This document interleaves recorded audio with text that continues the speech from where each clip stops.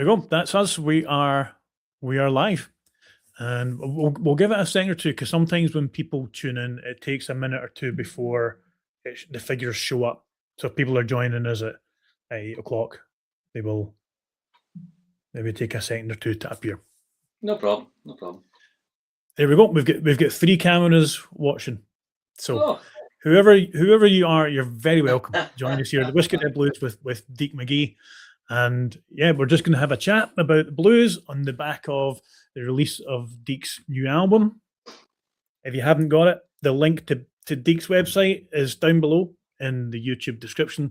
Head along and buy an album. Buy a couple of albums and then give them out to your friends because they will all enjoy them. I think one of the great things about the album is even people who don't traditionally gravitate towards listening to blues, I think will enjoy the album. And if there's other merchandise on there, You're looking good. You're looking good. Thank you. I've dressed up for the occasion. I'm wearing it underneath. No, you know what? You need to sell them all. You can't wear them. So 1st of March 2024, a good friend of mine. So let me say to people who are watching, there's a chat room facility on the side. If you're watching on your TV, you might not see it. But if you're watching on a computer or a phone, feel free to put a message in the chat room to say who you are. And if you get any questions you want, we can ask Deke, or if you get any comments on his new album. So 1st of March 2024, Edinburgh Blues Club, good friend of mine, Murdo McLean, and it took him along and we sat. I don't think it's any exaggeration to say we were just blown away, transfixed by the what we now know was the Deke McGee band. So much so that I think Murdo took his wife to see you the next week. You're playing in Oranmore, and then we tracked you down later that year at the Calendar Jazz and Blues Festival. Yeah. And we had the privilege last week of joining Deke in the bungalow in Paisley for the launch event for his new party. So very warm welcome to the Whisky Rev Blues, Deke. Thanks, Graham. Lovely to be here, and thanks for having me on. It's a nice to be invited onto the show. Thank you. Oh, my pleasure. I took the photo. This was, for those of you who are watching, that was the photo that I took the night that we saw back in March. And then, as I say, if you've not got the album, this is where you want to get. Come On Home by Deke McGee and his band. We'll maybe come back up later and put it back up and look at some of the song titles. Matching hats here, Graham. Matching hats. I know. I tend not to wear that. I've usually got a baseball cap. I'd like to be the kind of guy who can pull off a trilby. I would look like a guy that's trying to wear a hat rather than just wearing a hat. So. So it must have been. I could see as Friday night last week went on, and as it got towards the last couple of songs, there was something that looked like it was lifting off you all, a sense of, lads, that we've done it. This has gone really well. And it did go really well. I turned to Murdo numerous times and I said, this, every single track, it was just nailed, and it's just perfect from both the albums, not just from the new album, but it must have felt pretty good by the end of the night. Well, it's for most people playing in band, it's a lot of rehearsals, and when you're the one organising it all, nobody's forced me to do it. When you're the one organising the shows and you're trying to promote the show and sell the tickets and rehearse the band, so you're probably right. By the time it was halfway through, I was starting to kind of relax into it a bit more and just enjoy the night rather than be aware of who's manning the merchandise table and who's counting this song in and as a guest list. Okay, so yeah, but it all went great. Went great. And one of the things that I think jumped out watching it and listening to it was how much dovetailing there is, because you're watching the whole band, right? But there was, and I'm not just saying this to butter you up, but you've got the talent, the singer, the songwriter, and the musician, and all the rest of it. But everybody is allowed to shine. Right? Everybody gets an opportunity to show. Here's the talent that we have: the piano, whether it's piano or the double bass, the guitar, the drums, and that must be hard to know in advance you've got that balance right. Well, I kind of come at it from not every song kind of three solos, or not every song has to have a saxophone solo. And for many years when I played in bands, when there was a solo to take, it was always, not just me, but I think a lot of saxophone players get this. The saxophone gets pushed to the front. Okay, there's a solo, give it to the saxophone player. But when you've got players in the band that understand the music, and as you say, they're very good soloists and musicians, it's nice to pass it around, and it also gives me a rest, and I can just catch my breath again. So and it's nice having the 5-piece band, because you can, if Kurt's playing something nice and he's enjoying himself, just let him go another 12 bars, or same with Martin on guitar. So yeah, it's nice to kind of pass it around, and it also makes it for the audience a bit more interesting, that it's not just saxophone all the time. I caught him at the end and I said, you just managed to make that look effortless. He did tell me that. I think what I actually said to him was, because I had said to Murdo, he looks so cool that he doesn't have to try and look cool. He just that's exactly what he told me. He was chuffed to bits with that, actually. Well, he wasn't exaggerating. He was just kind of effortlessly. The man is cool. Well, it's like, I remember years ago playing a band, and the leader in the band says, if your friend's off stage, then on stage just works. And the guys all understand the music, so it makes my job a whole lot easier, because I can just give them I call it a style clip. So if I've got an idea for a song, I might say, listen, it's in a particular style like this or like this, and because I'll listen to the same kind of music, it saves me having to kind of try and explain it in the rehearsal, and they know roughly where I'm coming from the start, So. And how did you end up getting together with these guys? Because I know that am I right in thinking that it was Duncan's first? Was that his first outing with the band? Say that again, sorry. Was that Duncan's first outing with the band? Yeah, that was. You talking about Duncan on guitar or Kirk on piano? Duncan. Okay. I was asking Jen how you got all of these guys together. Myself and Duncan on guitar, and now Martin on guitar. We played in a band about 30 years ago called the Cobramatics, which was just a kind of 5 or 6 piece rhythm and blues band. Used to play all over the pubs and clubs in Glasgow, with a great singer and a songwriter and harmonica player called David Ritchie. So we all knew each other, and we all played in different bands. Gary, he played in a band with Duncan on drums, a band called the Boogaloo Investigator. So I knew Gary was from Gourock. And when I asked, my previous drummer had to go away and work in Africa for a year. So when he left, Gary took over his job, and Gary's been with me now for at least 10 years. So Gary's, no offence to the rest of the guys in the band, but whenever I'm putting a band together, Gary's my first phone call, because you need to have a good solid drummer behind you, and rhythm section basically. So Gary's been with me for about 10 years.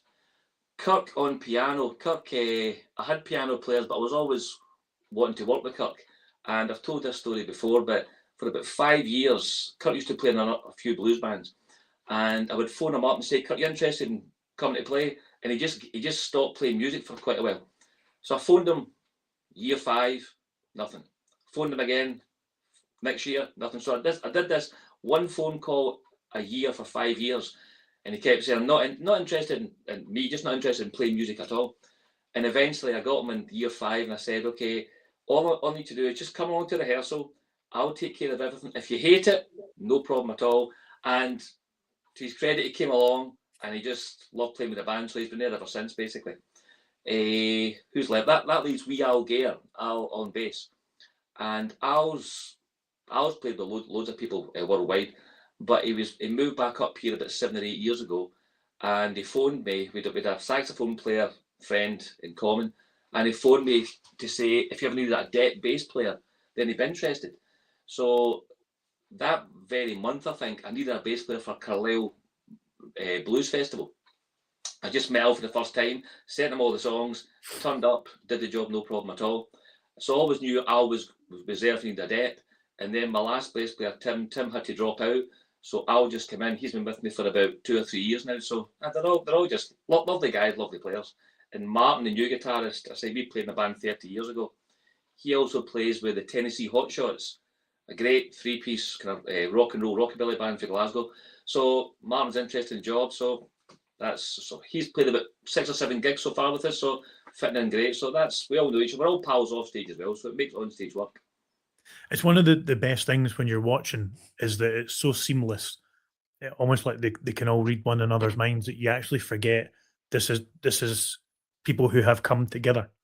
You know, there was nothing inclined, and this, and not just at the concert, but on the album as well. You know, it's just seamlessly beautiful. Well, I suppose that's very kind, but I suppose when in anything, if you listen to a sinister music for, I mean, I've been playing for that's 45 years. So if I don't know how to do it now, then I'm in the wrong job. But the guys all listen to all similar blues stuff, rock and roll stuff, rhythm and blues stuff. So they all know what they're doing. So as I said earlier on, it just makes my job a whole lot easier. And it's nice if I see somebody's got to be in charge. And I mean that nicely, but if I see somebody enjoying himself for a solo, just let them take a bit more. You know what I mean? So it should be fun. And it looked like it was fun. Mm-hmm. It did. And I was admiring, looking around at points, because you can always get a great idea how a gig's going by just watching people, right? And some of the songs that you play, some of them, I mean, people, I'm hoping that anybody who watches this will at least have heard the album or listened to some of it, but some of them are just such foot tappers that you see people starting to sway and to move, and no disrespect to them, but some of them didn't look like the kind of people that have moved a lot to music for quite a while. But it's almost you can't help it. And so when you go, I've always thought not just this band, this style of music, blues, rhythm and blues, rock and roll. I've many times, like you say, I've seen people come to shows, even shows I've not been playing at, but I've been an audience member, and they might not be able to give a name to the music they're listening to, or they might not be a fan of the music they're listening to. They've been dragged along by a spare ticket or somebody's friend. But as you say, it's good time music, and it does make you want to tap your feet and dance. You know what I mean? So it's just that particular style of music. Well, it was great from that point of view, and I genuinely, as I said at the start, I could give this album to anybody. A lot of people who I try and persuade to come to blues nights, and they say blues isn't my thing, and I could give them that album, and they would listen to it, and I know for a fact that they will come back and say that was really good, because it clicks buttons. I talk on the show about blues being a kind of genre of music that has fuzzy edges. You get jazzy blues, country blues, soul blues, folky blues, and all that kind of thing. But sometimes it does more than just push the edges. Sometimes it kind of straddles, and people who like music from the 40s, 50s, 60s, right up to modern day, there's something in your album for it. Is that by design, or is this just what comes out of you, and it just happens to be that? It's to be honest with you, it's probably all that behind me that I've been listening to and soaking up for the last 30, 35, 40 years. It's I like a lot of the kind of old time swing big band like Count Basie, Duke Ellington. Then you get the smaller bands like Louis Jordan, Roy Milton, Jimmy Liggins, Joe Liggins, and then you get your rock and roll. So it's, as you say, there's a lineage all the way right through, basically. I don't particularly decide to write in any particular style. It's just I like to kind of, you've heard the album, so there's some kind of New Orleans influence and stuff there. There's kind of Texas stuff there. There's slow ballads. There's some rock and roll stuff. There's a bit of everything basically. So but I still think we've managed to make it just sound like us. So there's not any tracks on the album that really are kind of left field, you know, even though that's my right. Left field, any kind of left field, you know what I mean? So it just sounds like us, and that was the main thing, trying to capture how we sounded as a band. Even though it's kind of, I suppose it's old time music, I didn't want it to sound like 1956. It's 2026. So I used the engineer that you seen doing the gig, the sound, the gig on Friday night. That's our engineer. We take him everywhere we can because he understands the band. He makes the guitar sound like guitarists want to sound. He makes me sound like I want it to sound through my saxophone. So I didn't want to hand it over to a complete stranger in the studio that would make us sound like Aerosmith. Not against Aerosmith, but it's just that sometimes engineers can get a kind of a one trick sound, a one way sounds also. They make my saxophone sound like they think a saxophone should sound, how the drum should sound. I just wanted Stuart Coleman, the sound man, to capture how we sound live, basically. Yeah. Well, it does. I mean, anybody who listens to you live, who listens to the album, there is a sort of remarkable ability to sound on the album the same way as you do live. Well, You know, that was my point about, because Stuart is a very it's a very modern thinking sound engineer. Stuart will come to where he's available. He'll come to rehearsals and listen to the band rehearsing and take notes. He'll speak to Gary. How does Gary like his drums to sound? How's the piano like to sound? How's the bass like to sound? So I didn't want to get into a studio, if possible, and hand it over to a complete stranger when we've got our own engineer that understands our sound. So basically, I had to find a studio that we could just hire and bring in Stuart just to do what he does. So we had 2.5 days in Busby, Riverside Studios in Busby, and Duncan and Dave, they helped engineer it. And then we just recorded the band live. So we set up on the Friday night, and we had 2 8-hour days on the Saturday and Sunday just recording the rhythm section, because I wanted to capture the guys just playing live rather than all in separate booths and everything. And then we overdubbed the horns and the vocals, me and Stuart in another studio in the north side of Glasgow.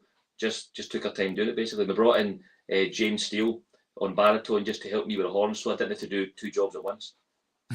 So it's just try to capture the band as live as possible, basically.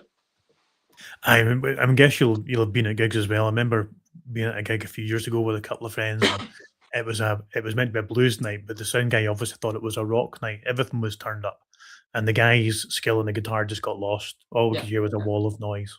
It was a shame. There's nothing more disheartening when you think that's how it sounds at the sound check, and you've got 20 odd songs to do, and the guy's just, you look over at the sound deck, and the guy's on his phone just playing a game or something. You know what I mean? So if you can find your own sound man that wants to work with the band, understand the band, it makes. On Friday night at the bungalow, I didn't have any concern at all about how it sounded out front, because I know Stuart will make us sound like us, basically. So Yeah. I noticed now you mentioned Dave McLean there, and I think that's the brother of my friend Alan McLean, who was my best man. all right, His, cool. his brother was a sound engineer, and it's spelling MCC. So I might have spelled it wrong in the album, but yeah, I've known Duncan Cameron from Riverside for many years, but I just met Dave and we went in to do the rhythm section recording. But great engineer. Well, they've certainly done a great job. We've got 4 folk watchers now, 4 cameras. So I think 2 people have just joined. Very welcome, warm welcome to you. You're welcome to put a question if you want on the chat room, or say hi. Let us know who you are. We're just chatting through the concert last Friday night, but also the album as well. Some of the songs in the album, I don't want to go through it kind of track by track, but I loved. And I started to reflect on, because I knew we were chatting tonight, about how you put together an order, because some of the songs, as I say, are really kind of high tempo. Some you're just house rent party, you're just tapping your toe, or preservation blues. You just don't, that's just mellow. You kind of sink into it. And then you're kind of sometimes going up and down. You're going from quite poignant, from All of Your Storms. I haven't spent enough time with the lyrics to know the meaning of all of the songs, but the tone of them is very different. And it's like, how do you decide on an order when you've got kind of different tones like that going on? The way I think the order of the album, because maybe not now, but people used to listen to the album from track 1 to track 10 or track 13. Now people just maybe download an occasional track. But I came at it with the idea, if I was listening from track 1 right to the end of the album, how was it going to run? And the order I chose was the way I would choose it if I was doing a set list, a live show. So to do with, sometimes to do with key, not too much to do with keys of song, but to do with tempos, to do with style. So there's no point doing, like, for example, Coming Back to You and From All Your Storms, 2 slow songs back to back. So if slow song followed by a medium song or a fast tempo song. So the order of the CD, if you can imagine that, that's how I would do it if it was just like once playing the album live. So it's actually the same as a set list, basically. It's not the way everyone works, but I like kind of lifts and drops, highs and lows, basically. I wouldn't think too much about the meaning of the songs. It's more to do with tempos and more to do with feel. Yeah. Which I guess is, I mean, what I'm saying is, yeah. So when I listen to a song like From All of Your Storms, and I feel that's quite poignant, that's coming from the music. I'm sure it would come from the lyrics as well. But I mean, the one, for example, I remember you introducing them, but I couldn't remember which one you said was inspired by a woman who looked like Dennis Healy. well, the song, that's a song called "That's Love" off the first album, All Night Long. The song's nothing to do with that. It's just it's like a tag-on story, just to give me something to talk about to the audience, basically. But no, it's nothing to do with Dennis Healy or whoever she was, basically. You couldn't quite remember who she was, right? No. It's just a story I used with the song, but the song wasn't written about that particular person. So we'll talk a little bit about your journey, because we have a comment. I'll put it up on the screen if you can't see it. There we go. So that's Murdo, right? That's KMVC Churches. When did you realize music was going to be the way you made a living? And hello, Murdo. Hi, Murdo. Well, to be honest with you, I started playing when I was 13 years old. And my dad's family, but my mum's family were all musicians. My grandfather, who I never met, there was five brothers, and they were all musicians: sax players, trumpet players, harp players. And I don't mean blues harp. I'm talking about the strings, the big Archangel Gabriel harp type thing. And there was violin players. So my grandfather was a violin player and a double bass player. And when I was younger, 13, my brother's 2 years older, he played the bass guitar. And for my 13th birthday, I wanted to do something. And my mum's and my aunt's favourite uncle was a saxophone player. So they bought me a saxophone. I didn't know what a saxophone was. But right away when I started playing, I realised I would love to do this, not as a career for a living, but it's the same way probably a young boy got a football and thought he wants to be a football player. No idea of how he's going to do it. It was a kind of pipe dream when you're 13, 14. But I went to lessons, and the guy that taught me was a professional lead alto player for the big bands in the 40s and 50s. And as well as the lessons, I used to love the stories he told about traveling and touring and playing this dance hall and this ballroom. It was a kind of magical world. So it just kind of ignited my love of wanting to play music. Still didn't have a clue how I'm going to go about it, just a kind of pipe dream. But when I turned 16, I ended up joining a band who played covers, pubs and clubs, as a lot of us do. So it's a great way to learn.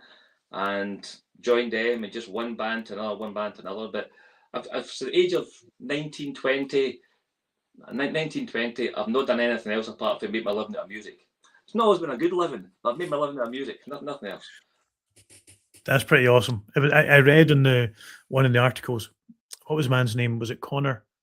It said the person you heard, you were listening to Honky Tonk when you were 13. It was Bill Doggett. Bill Doggett. Oh, I thought it was Connor. There's two things that got me into this music, and the romantic side of me would like to think it was like a day apart, but probably about a year apart. But I was getting into HMV in Union Street in Glasgow to buy Spandau Ballet's 12-inch single Muscle Bound. It was the 80s at the time. That was the thing, yeah. And right next to the LPs, there was a very small jazz and blues section.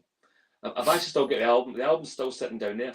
And next to it was just this multicoloured album of these musicians. They've got off their tour bus on some highway in America, and they're all sitting in front of their bus and top of bass drums, double basses, saxophones, and they're just all waving. And it was an Ace record. Ace, the record company called Ace. It was either Ace or Charlie. And it was called Gone Doggett. And it was a play on the words dog on it, because the guy that played Hammond organ, who I didn't know was called Bill Doggett. And it just looked more interesting than the plain white cover of Spandau Ballet's Muscle Bound. So I think it was about £1.79. So I decided I'm going to take a chance. I was about 14, 15. I'm going to take a chance and buy this. And I come back home, put it on my turntable, and it just changed the way I wanted to not play the saxophone and the kind of style I wanted to play. And Honky Tonk was the biggest instrumental rhythm and blues hit. I didn't know this at the time, in 1956. And the album, I've still got the album down there. The album just perfection. It's wonderful. And the second thing that made me want to play this music, my brother, who played the bass guitar, he came in one day with an LP, and on one side was a guitar player called John Brim, a blues guitar player called John Brim. The other side was Elmore James, and he put on Elmore James, and he was singing "Dust My Broom," and I'd never heard anything like that before in my life. So between Bill Doggett and Elmore James, that was me. That's the kind of music I wanted to play. I was terrible, but that's the kind of music I wanted to play. So you didn't ever flirt with another instrument? It was saxophone from the age of 13. Nothing that I wouldn't get to jail for, Graham. A wee bit of piano, very basic piano, because I write some of the songs on piano, and really enjoy playing drums, but really bad. And I used to be a side drummer in a pipe band, and I tell you how bad I was. Right, we played one I don't know what you call it, a parade, Largs Viking Festival, Okay. and I was a lead drummer, and I had just been brought in, Boys Brigade band, but on this Mulgai pipe band it was, and a few months later they got a proper drum tutor, and he said to us, "What experience you've got?" And I rather pompously said, "Well, I was lead drummer at the Largs Viking Festival," and he went, "Oh, was that you?" So I can never look down and. There's some recordings I've got for 30 years ago I would not own up to. If somebody says that, you say, no, that's not me. That's not me. So at some point, though, in the process, right, you're learning to play the saxophone, but at some point you also realise that you've got songwriting ability and singing ability. Was the singing ability there from the beginning, or? No, I'd sung when we used to play pubs and clubs, even playing like kind of top 40 kind of cover stuff. I used to sing some backing vocals.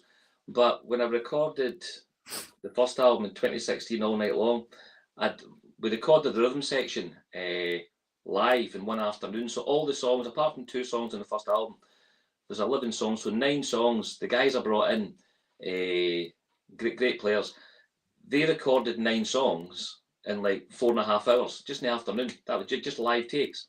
And then I put the horns down. I did the tenor and baritone horns myself. But when I got to the end of the album, I still wasn't sure what I was going to do with the vocals. I had no inclination it was going to be me singing. I thought I'll need to find somebody to sing the songs. And an old guitarist friend of mine, Al Brown, we were talking once, and he said, "Why don't you sing?" And I thought, nah, I'm not interested in doing that. But he was thinking about doing the same with his band.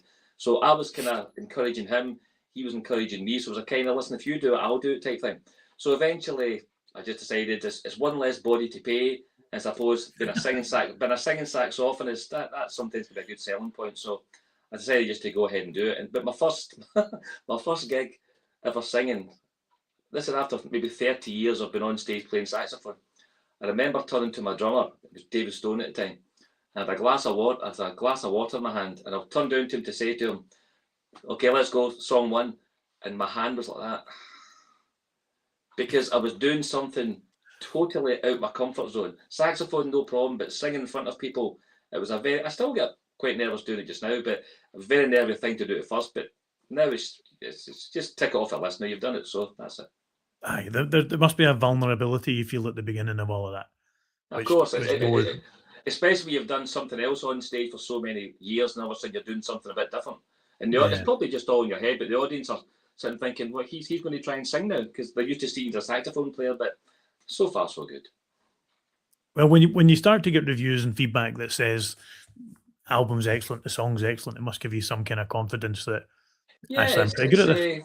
It's nice, as I say, with a few reviews. We had a nice review in Blues in Britain on their June edition, and we've got a nice review coming up. I've been sent it by Colin Campbell for Blues Matters. So it's going to be in the Blues Matters edition in July the 1st. So yeah, it's nice. And the IBBA, which I didn't, which I'm sure you're part of, I didn't know much about, because the whole UK blues thing, I wasn't really involved in that kind of stuff. But when I was putting the album together, I thought I better get it out there to let people hear it. So the IBBA, which is it the Independent Blues Broadcasters? Yeah.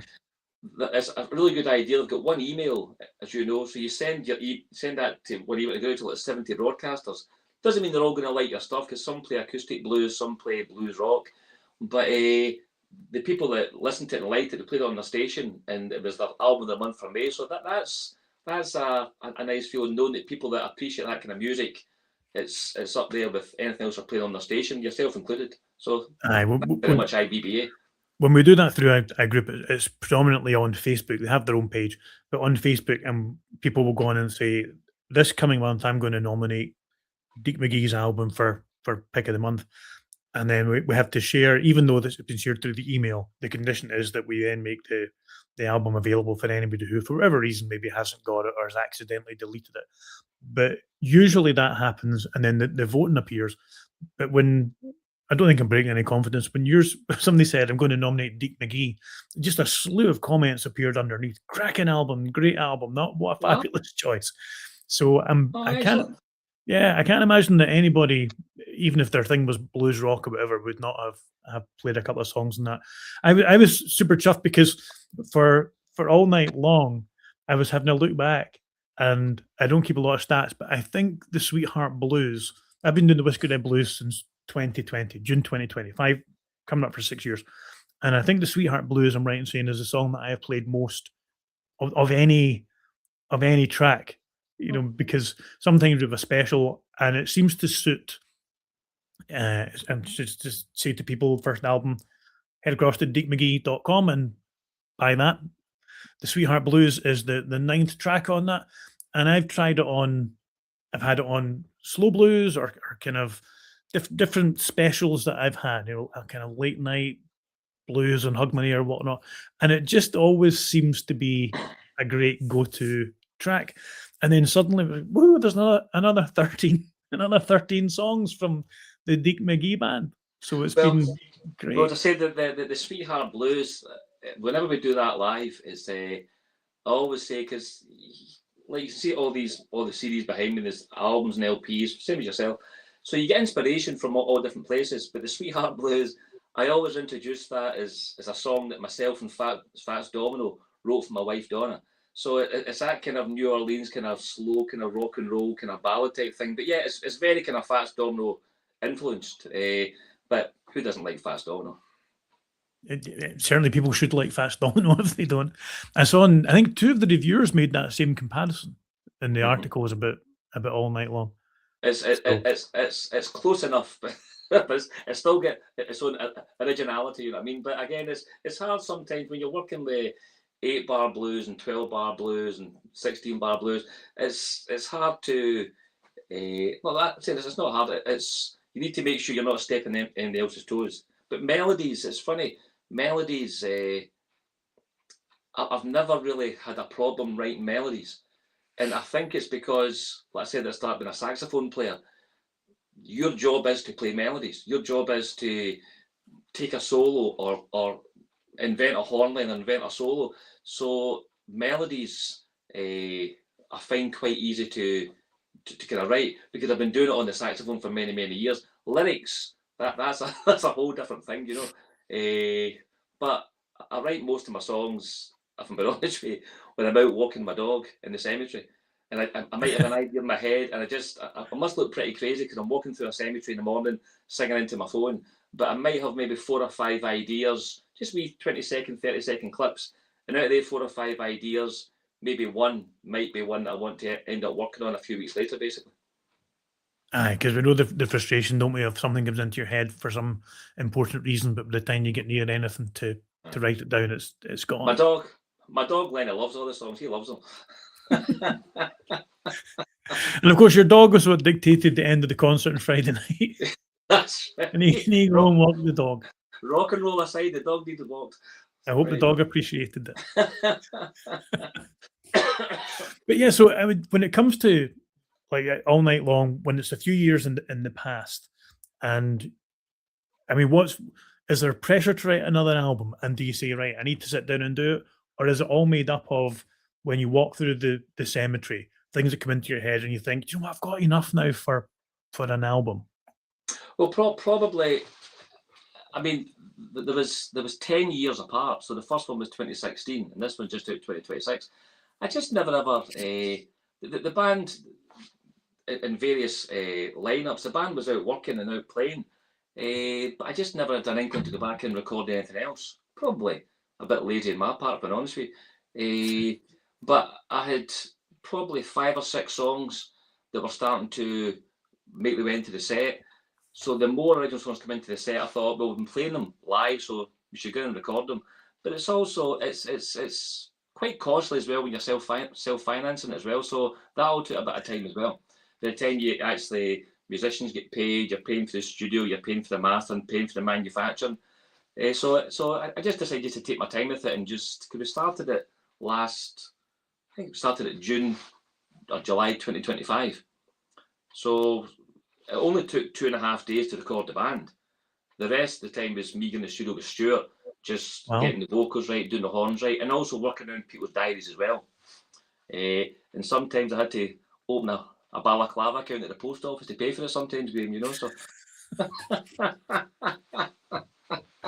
I mean, we're here now.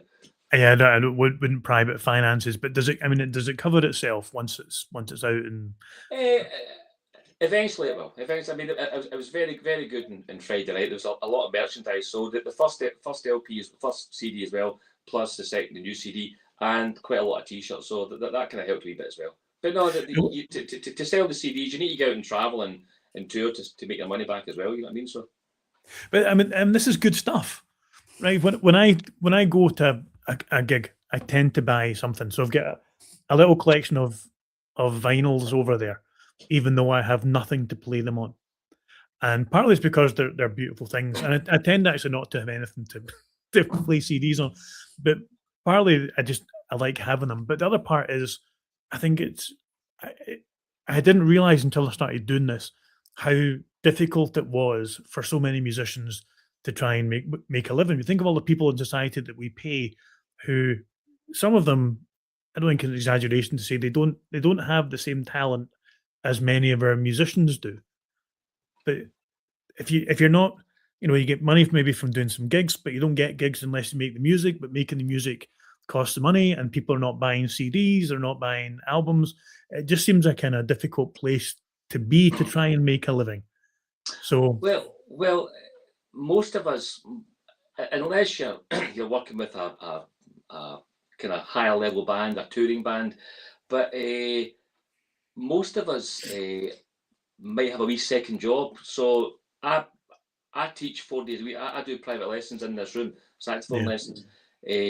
Some other musicians, they've got jobs, plus they also work with other bands as well. So, but it's difficult because some of the clubs, they're, I suppose money's tight on, so they can't afford to pay a lot of money either. So it's the clubs want to put on good bands and good music, but the clubs, sometimes the ticket price can be too high or too low, and maybe certain people are watching the money, so they won't come out and buy tickets. I mean, there's quite a lot of festivals. There's a festival, I think down in Suffolk, I think it was called the Red Rooster Festival, which is a big festival, and that's just had to close its doors just through lack of support, lack of finance and ticket sales, basically. So a lot of times people would rely on maybe for gigs, maybe walk-ins on the night, but there's now, if you're a month or a half out from your show and you've not sold it or sold enough, the promoter will just pull it because they're not making any money. So it's getting more difficult, not just for musicians, all around as well. Money's quite tight. So for me to move a 5-piece band around, you wouldn't think that costs a lot, but by the time, if we go down south, by the time you hire a van, diesel's expensive now, hotels. So if the venues aren't paying X amount, then I can't take my guys out, because I wouldn't want to take them out for any less than I can pay them, you know what I mean? Aye. So it's difficult all around, but we love playing music, and most people in the world listen to music, so it's somebody's got to get paid for it, so the fight goes on. It just, I see, I hadn't realized at all how it's not the glamorous kind of rock and roll lifestyle that a lot of people imagine.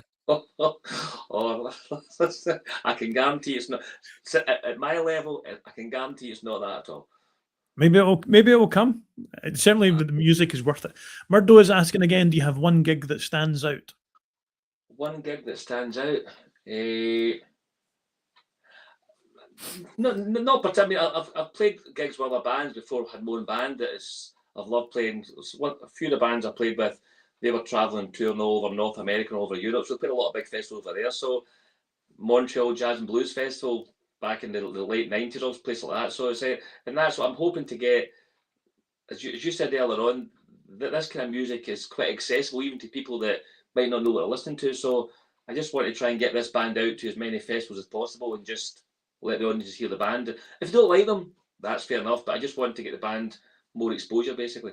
So as far as gigs, I just like to enjoy myself with the guys in the band, enjoy myself on stage. So they all stand out, Murdo. Thanks for asking. And you've shared the stage with Buddy Guy and Lazy Lester, and I saw quite a lucrative list of people. Some of these players I've played in bands with, we've opened up for them, or I've guested on stage. So there's been a lot of players, but a lot of musicians, you end up, it's exciting at first, but you end up just becoming a job musician. You're working with that player and that player and that player, so it's good fun. Aye, nice to be able to say, but everybody's excitement becomes somebody else's daily just grind, doesn't it? It's like living up here, beautiful. But what's funny, years and years ago when I was playing with a band from Glasgow, we used to do a lot of blues festivals overseas. It was with no money, but it was great getting picked up on a Thursday morning and getting taken to Glasgow airport and flying 3,500 miles, and it's a wet Thursday morning, and you think people are going there, are working. And to me, that takes strength, going to do something you don't really enjoy doing, but be something to pay the bills. Whereas I was jumping on planes and going to. I remember we went to Canada. This is a band called Big George and the Business, and it was a blues band back in the 90s and 80s. And we turned up at Glasgow Airport, 5 of us, and we £12.76 in our pockets between us. And we were going to Canada for 3 months. But when you're young and you're daft, you don't care because you know you're getting looked after the minute you get there. So it wasn't any. So yes, it can be tough, but it's a whole lot of fun as well. Otherwise, we wouldn't do it. I think the music industry depends on that, doesn't it? If people only did it if they were going to get well paid, it would evaporate. And most musicians, I think, all go through the same kind of passage. You know what I mean? It's just the kind of just. Highs and lows and highs and lows, you know what I mean? But once you're on stage playing with your friends, you don't think about sometimes you do. You don't think about the money. I don't think about you need to sit in a van for another 4.5 hours to go to the next show. It's adventure. It's fun. And it gives you a good list of anecdotes. Yeah. And good stories. So we've had 5 or 6 folk watching. Just to remind people, if they want to ask a question or make a comment, there's a chat room at the side. So just type in your question there, and we'll put it up on the screen. So have you got a list of upcoming gigs in to help promote the album? Have you got much in the diary? We've got. I've been a bit slow with that because it's a lot of the festivals and clubs. They book, as I'm sure you know, Graham. They book well in advance. Yeah. So there's gigs I was speaking to in January. But the actual gigs in August, but it was fully booked. So they started booking in March this year for next year. So we're back in Paisley again. We're back in the bungalow. There's a Paisley Music and Arts Festival. I think it's over 2 or 3 days. That's in August. There's many different types of bands playing. We're playing there. Then we're playing a few blues clubs down south, Stockton-on-Tees. There's a festival we're playing next year, but I'm not allowed to say what one that is because I've not advertised it yet. We've got a few gigs up here, so there's about 5 or 6 gigs in the diary so far, but now the album's over and done with, I can get stuck into actually trying to get some more gigs booked. It's a lot of work. I mean, once the album's out, do you put writing to the side for a while and say, right, well, songs will come into my head and I'll deal with that when it happens, but at the moment songwriting is low priority and we're just in promotion phase? Well, as I say, I don't rehearse the band every week, every fortnight. If we've got something to work towards, if the guy's available, I'll call in for rehearsals. So for the bungalow, over the period of maybe 2.5 months, we had 5 rehearsals just to run the show. So I've got another 2 or 3 new songs I like to bring into the set. So maybe the next month or 2, I'll call a few rehearsals and we'll start to bring 2 or 3 songs. So if a song comes in my head and I want to kind of work on it, then I'll bring it to a rehearsal. If not, but I don't sit down and okay, it's Monday morning, I need to sit and write a song. It just depends who's in the cemetery with me. Me and my dog. Well, I think I'm right in saying that Harry Potter came because J.K. Rowling was walking through the cemetery and saw all the names on. So it's probably a good place for inspiration then. It's not only the cemetery. I take them street walks. I take them to the park as well. So, but there's some nice places here. So there's no another 2 or 3 songs. I've got a lot of ideas on my phone. But again, they're just ideas. If I need to develop them, I'll do that. But there's enough songs to set just now. take the show back on the road again, you know. So Yeah.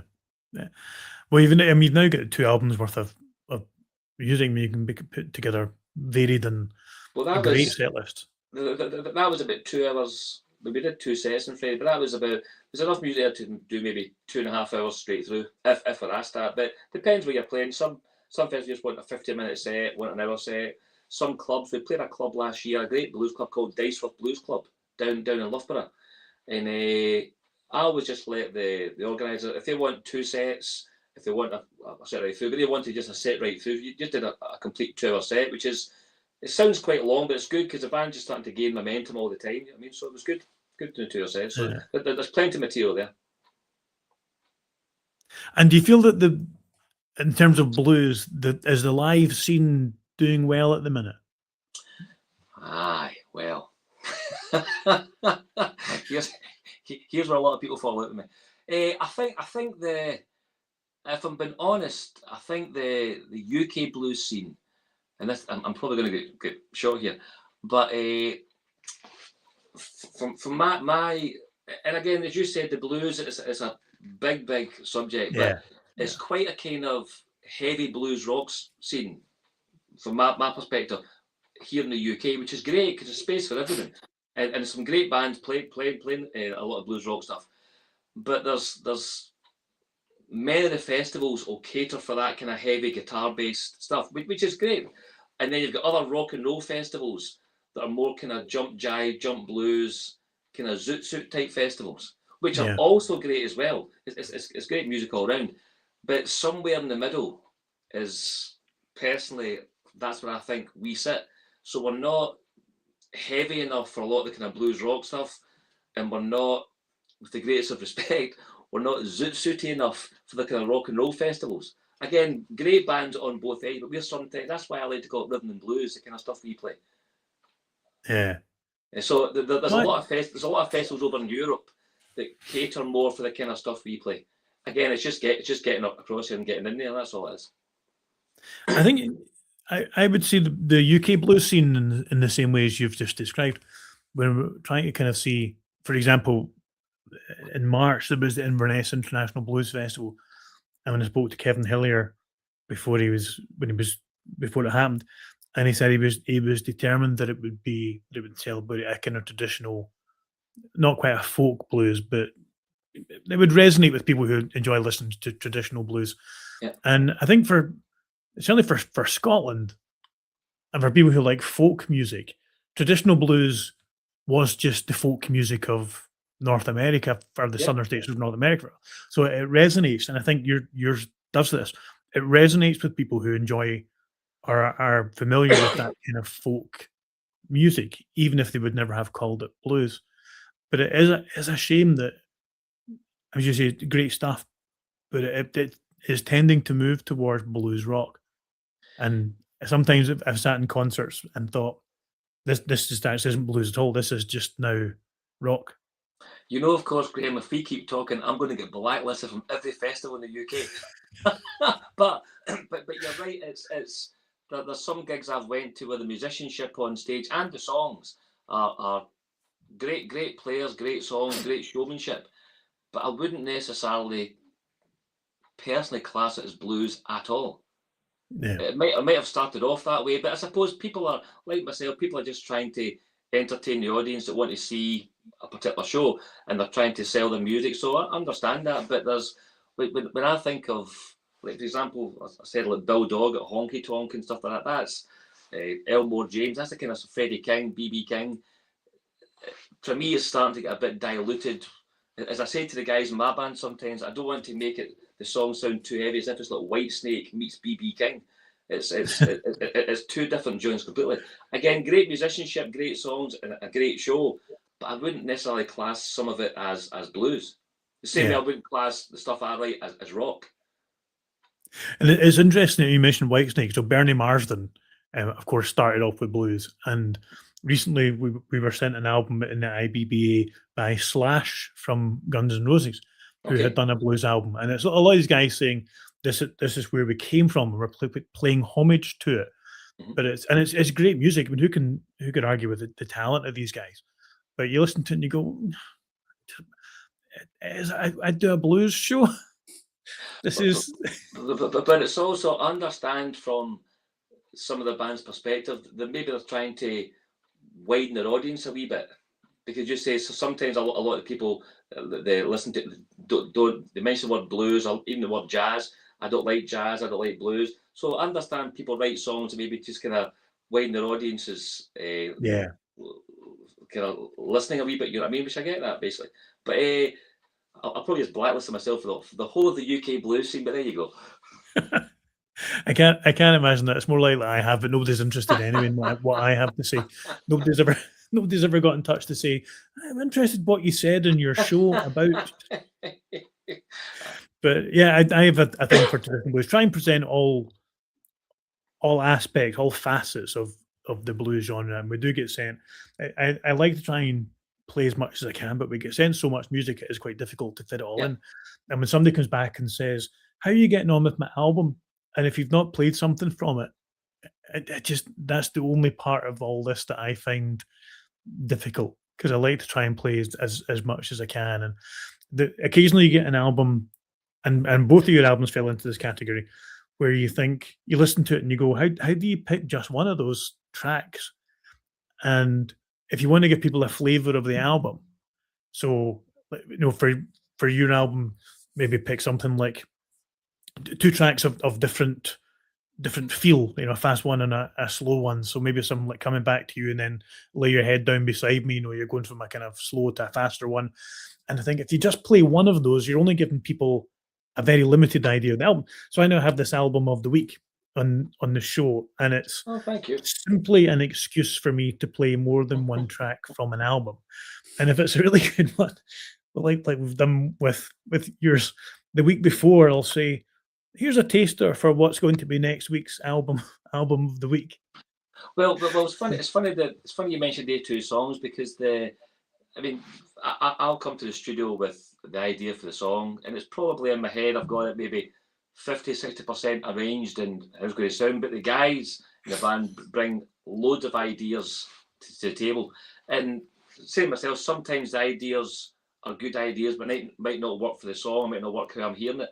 But the song "Lay Your Head Down Beside Me," Gary, the drummer, he sent me a message with that drum beat. He said, "We've not really got anything in the set with this kind of drum beat, so write something with this drum beat." So that's what that song came about. So I just wrote a kind of, to me, I kind of hear a kind of gospel blues when I hear that kind of rhythm, basically. Come On Home, Gary again, just a 12-bar blues, but kind of really laid back, trying to get that. The title track, Come On Home, trying to get that kind of looseness and swagger. It's quite a difficult thing to do, because it can turn quite status quo, quite rocky if it's not done properly. Not against status quo, I don't mean that, but I'm really hanging myself here. Yeah, but again, when we came to it, Gary, again, the drummer, said we should put some accents at the start and at the end. So that was his idea as well. So the guys, Goodbye So Long I'm Gone, the kind of New Orleans one, that was written, but I wanted something at the start to bring the song in. I wanted a piano introduction, but nothing like the song. I just wanted something quite kind of classical and quite kind of laid back and moody, and then it kind of morphs into the song. So I said that to Kurt. I said, "Kurt, away and just come back with something." And he came back a few weeks later, and that's been there ever since. I mean, so the guys do bring a lot to the table, and if I sometimes have an idea that's I think works, they'll soon let me know if it's not it's not working. I mean, so it's production wise, even though it's me that writes the songs, production wise, the guys bring an awful lot to the table, which is great, because sometimes you're doing it all yourself, you can be quite blinkered, you know what I mean? So it's nice to get other input, basically. And also, if they bring an idea to the table and I say, no, it's not working, they're also cool with that as well. So it's nice, we're friends, so it just works, no problem at all. You need that kind of dovetail, that collaboration. And I guess when the saxophone's your thing, or whatever instrument it happens to be, the temptation to overplay.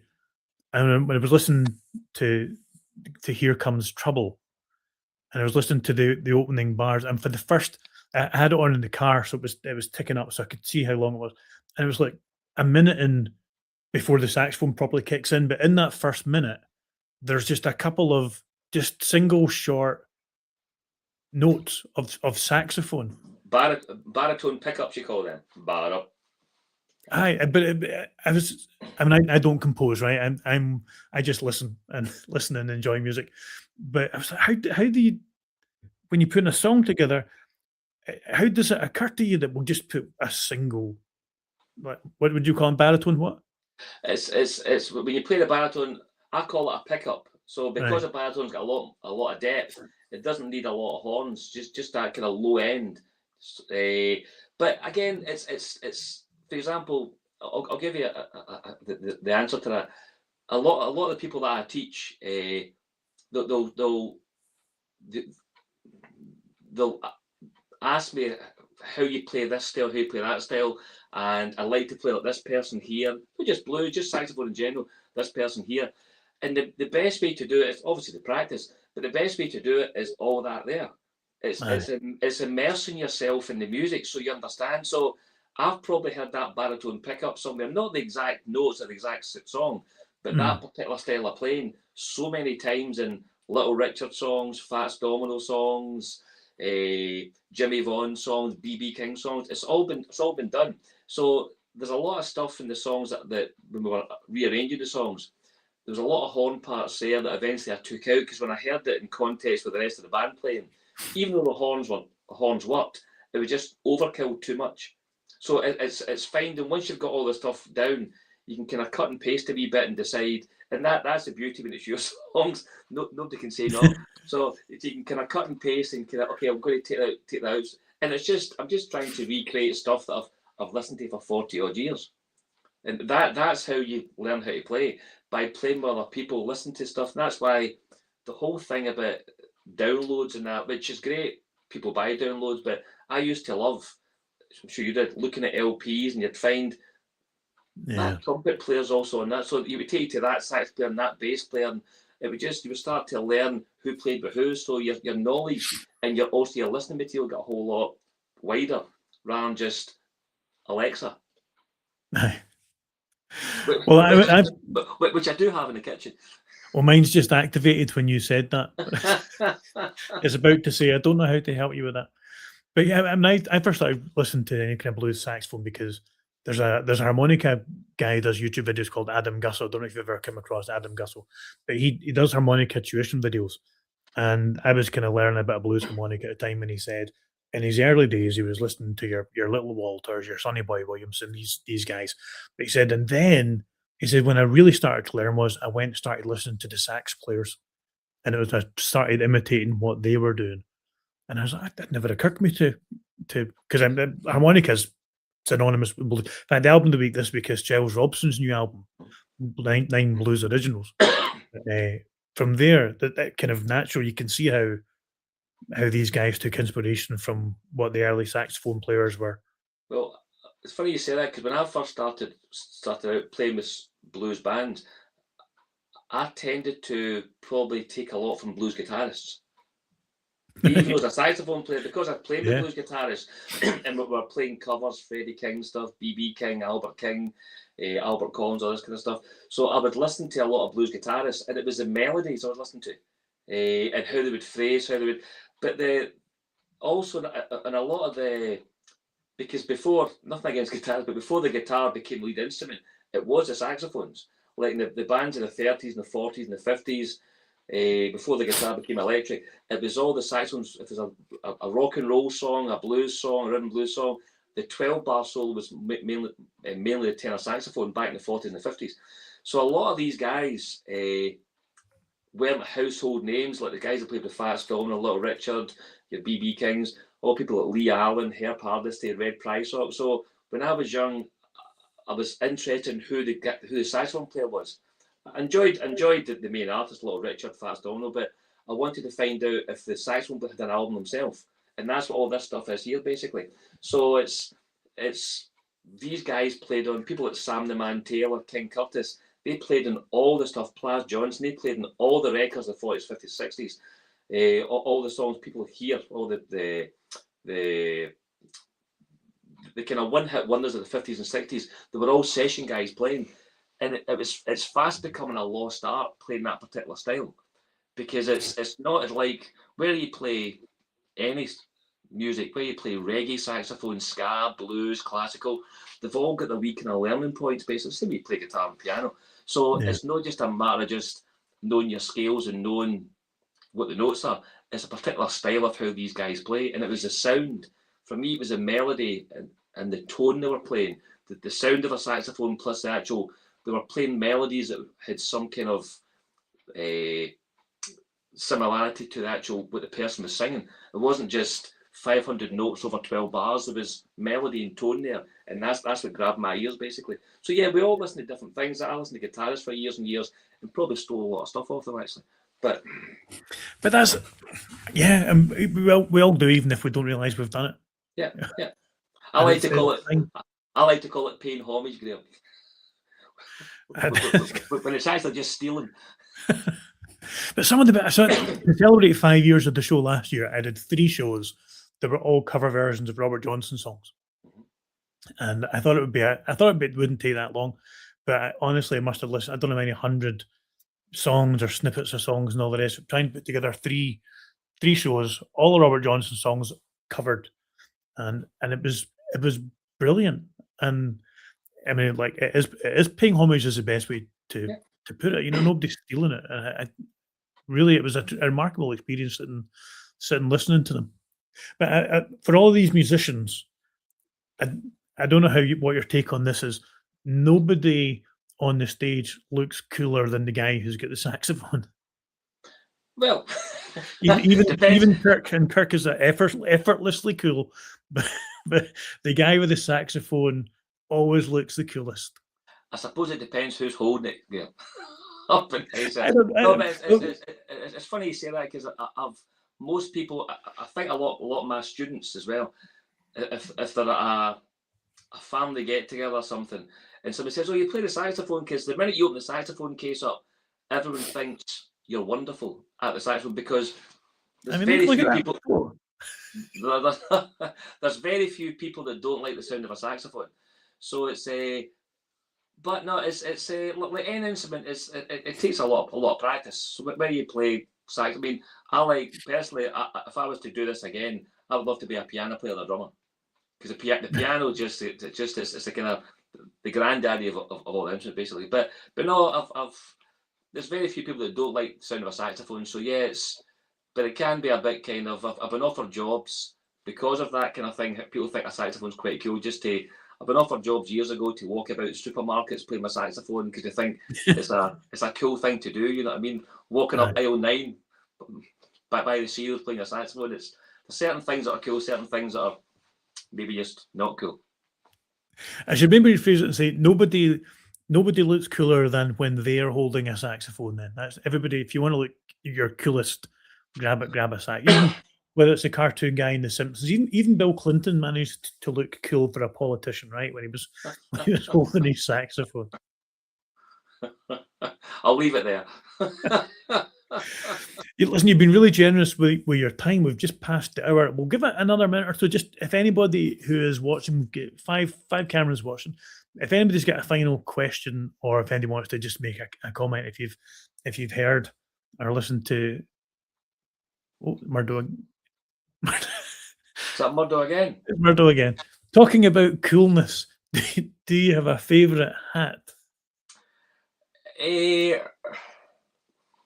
I've only got 2 hats. I've got a baseball cap, and I've got normally wear that when I'm walking the dog if it's raining, and just a kind of flat cap. So no, I've not got a favourite hat. I said at the start, I like wearing hats, but I always look as if I'm a guy trying to wear a hat. Whereas my good lady wife Donna, she'll put any hat on and just looks at home, sensational. So no, I don't have a favourite hat. No, I am still rooting for trilbies to come back into fashion. You go first, Graham. So yeah, anybody else, if you've got a question, type it into the chat room. We'll wind up in a minute or two, but we'll give folk a chance. And a reminder while we're doing that if you head across down in the YouTube description below, head across to dekemcgee.com and you can buy there. There's the 2 albums, and then there's the saxophone, Learn to Play Rhythm and Blues Saxophone. Yeah, that was a book that I wrote about 15 years ago. It's not a song book. It's a technique book. I just started writing it for some of my pupils, and just a few wee chapters. And I ended up spending. I would get up in the morning, Monday to Friday, and just write different parts from 9 o'clock to 1. And it turned out to be a kind of technique book for, as I said, the kind of what I think is a kind of lost art of this kind of style of music. Yeah. And but like a typical Scotsman, once I finished it, I put it away in the cupboard. I thought, that's no good. I'll just leave it. And eventually, it was online, and a company called Jazzwise down in London picked up on it. And the guy contacted me, said, "Can you send it down to we read?" So I sent an abridged version down, and they published it for 10 years. So they published it, so it went worldwide. But not J.K. Rowling worldwide, but it went worldwide. So I was on a lot of saxophone forums. So I still sell that. It used to be a physical book, but now it's just a download from my website, basically. I saw somewhere as well, unless I dreamt it, that there was like a music. Did you do a music theory course or something at one point? For my pupils, I do like 2 courses a year. I do like a music theory course. Well, I do it for anyone that wants to do it. Basic theory course, and I do an improvisation course for my pupils, just to bring them on a wee bit if anybody wants to take part, basically. And if anybody watching or listening wants to learn saxophone and are around or near Glasgow, they can find details of how to get lessons on your website. Well, there's a page on the website. Thanks, Graham. It's a tuition page. All details are there. But because of like a lot of people teaching, because of the lockdown and COVID, I switched to online teaching. So, and thankfully all my people stayed with me, just did it online. So I now do both. I now do face-to-face in my studio here, and I do online. So I've got lessons down in Huddersfield, down in Norfolk. I've got one guy in Benidorm. So I can do it anywhere at all, because just do it online. Or you can come face-to-face. Obviously not from Benidorm, but come face-to-face to my house in Glasgow. Brilliant. So wherever you are, if you fancy learning the saxophone, whether you've got any experience or not, presumably take people from the very beginning. Right from the very beginning. You'll find all the details on the link is say down below in YouTube. I don't think we're going to have any more questions. I think Murdo must have been questioned out. No problem.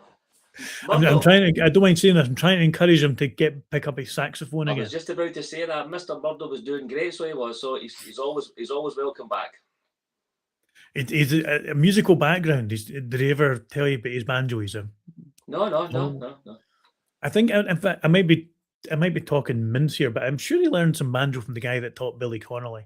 Wow. Okay. Right. But he never shed light on that, Graham. We'll end the stream before he goes on and says, "Stop talking." There's look, there we go. There's an endorsement. You can put that on your business cards. I can highly recommend Deke as a teacher. That's lovely, Murdo. Thank you very much. Murdo is one of my favourite people in the whole world.